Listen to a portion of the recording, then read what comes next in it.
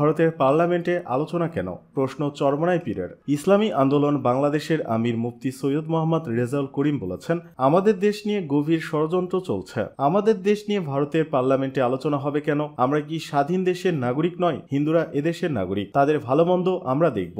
এটা নিয়ে অন্য দেশে আলোচনা হবে কেন? আজ শুক্রবার চরমোনাই মাহফিল ময়দানে ইসলামী ছাত্র আন্দোলন বাংলাদেশ আয়োজিত ছাত্র গণজামায়াতে প্রধান অতিথির বক্তব্যে সব কথা বলেন তিনি। আগামীকাল শনিবার সকাল 8:30টায় হজরত পীর সাহেব চরমোনাইয়ের আখিরি বয়ানের মধ্য দিয়ে 3 দিনব্যাপী বিশাল এ মাহফিলের কার্যক্রম সমাপ্ত হবে। সৈয়দ মোহাম্মদ রেজাউল করিম বলেন, দেশের এ পরিস্থিতিতে জাতীয় ঐক্য গড়ে তুলে সব ষড়যন্ত্র মোকাবেলা করতে হবে, ইসকনকে নিষিদ্ধ করতে হবে। ইসলাম দেশ ও মানবতার পক্ষে আওয়াজ তুললে বাতিল পালাতে বাধ্য হবে। ইসলামী ছাত্র আন্দোলন বিষয়ে তিনি বলেন, ইসলামী ছাত্র আন্দোলন সাহাবাদের অনুসরণ। এদিকে দলের সিনিয়র যুগ্ম মহাসচিব মাওলানা গাজী আতর রহমান বলেন, একটি সরকার পরিবর্তন করা সহজ হলেও আদর্শভিত্তিক কল্যাণ রাষ্ট্র প্রতিষ্ঠা করা তত সহজ নয়। এজন্য আদর্শবান ও চরিত্রবান প্রজন্ম গড়ে তুলতে হবে। সেজন্য আমরা মেধাবীদেরকে ছাত্র আন্দোলনের নেতৃত্বে আনতে বদ্ধপরিকর।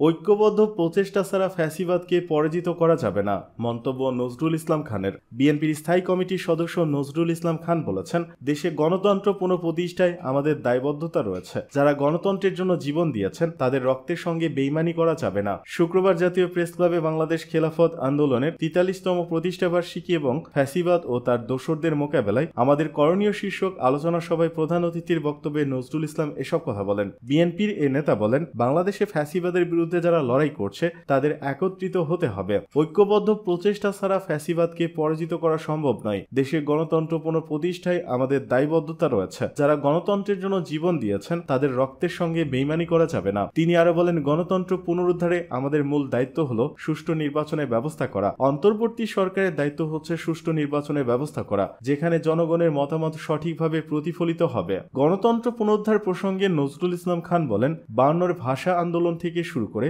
1990-এর স্বৈরাচার বিরোধী আন্দোলন পর্যন্ত দেশের মানুষ বহু রক্ত দিয়েছে, কিন্তু স্বাধীনতার পরও আমরা একদলীয় শাসন, সামরিক স্বৈরশাসন এবং গণতন্ত্র হত্যার সাক্ষী হয়েছি।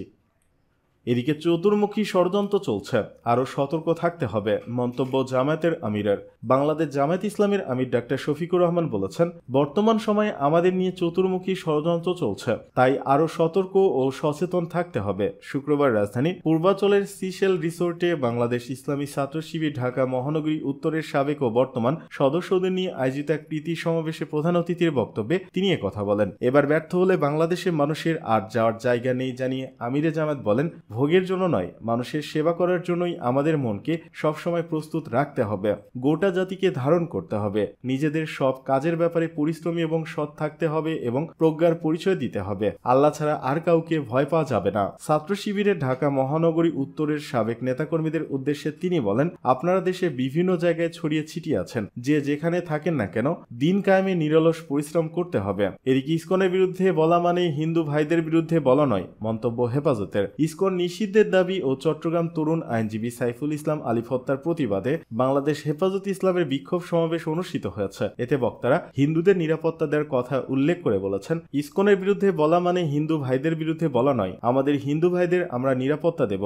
শুক্রবার জুমার নামাজের পর জাতীয় মসজিদ বাইতুল মোকাররম মসজিদের উত্তর গেইটে আয়োজিত বিক্ষোভ সমাবেশে সব কথা বলেছেন সংগঠনটির নেতারা। সমাবেশে হেফাজতের নায়েবে আমির আহমদ আলী কাশেমি বলেছেন, ইসকনের নামে আওয়ামী লীগ আবার নতুন করে আসার চেষ্টা করছে।